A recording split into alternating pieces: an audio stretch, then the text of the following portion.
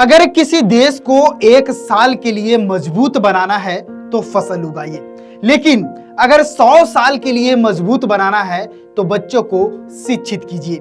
यह कहा था चीनी दार्शनिक कन्फ्यूशियस ने। इसी सोच के साथ आज की खबर की शुरुआत करते हैं।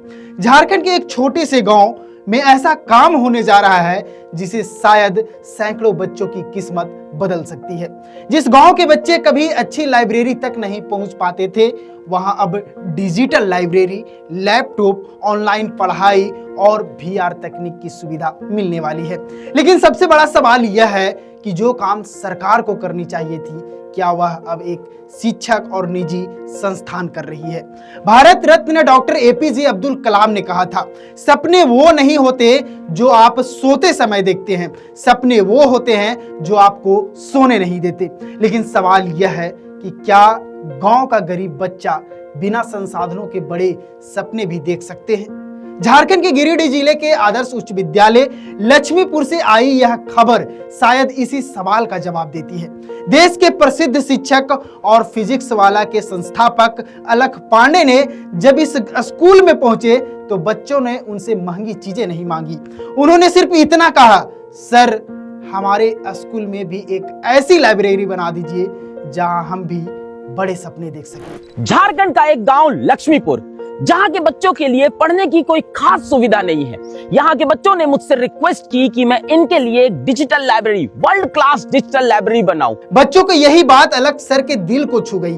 अब इसी स्कूल में एक वर्ल्ड क्लास डिजिटल लाइब्रेरी बनाई जा रही है। स्कूल प्रशासन ने इसके लिए एक बड़ा कमरा उपलब्ध कराया।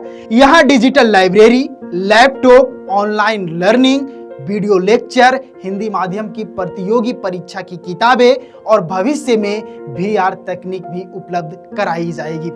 ASER का रिपोर्ट बताती है कि झारखंड के ग्रामीण इलाकों में बड़ी संख्या में बच्चे अपनी कक्षा की स्तर की पढ़ाई करने में अभी भी संघर्ष कर रहे हैं। राज्य में हजारों सरकारी स्कूल ऐसे हैं जहां केवल एक शिक्षक पूरी स्कूल की जिम्मेदारी संभाल रहे हैं। अधिकांश स्कूलों में लाइब्रेरी ही नहीं, और जहां लाइब्रेरी है वहां उपयोग में ही नहीं। ग्रामीण क्षेत्रों में अनेक स्कूल आज भी नियमित इंटरनेट, कंप्यूटर और डिजिटल सुविधाओं से वंचित हैं। ऐसे में लक्ष्मीपुर की यह पहल सिर्फ एक स्कूल नहीं बल्कि पूरे राज्य के एक मॉडल बन सकती है।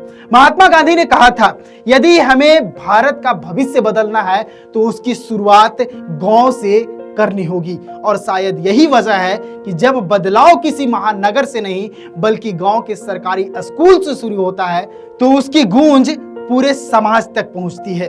यह उतना ही सच है जितना सच करेले का कड़वा जूस होता है कि शिक्षा, पुस्तकालय, डिजिटल संसाधन और गुणवत्तापूर्ण पढ़ाई उपलब्ध कराना सरकार की जिम्मेदारी है, न कि एक शिक्षक की।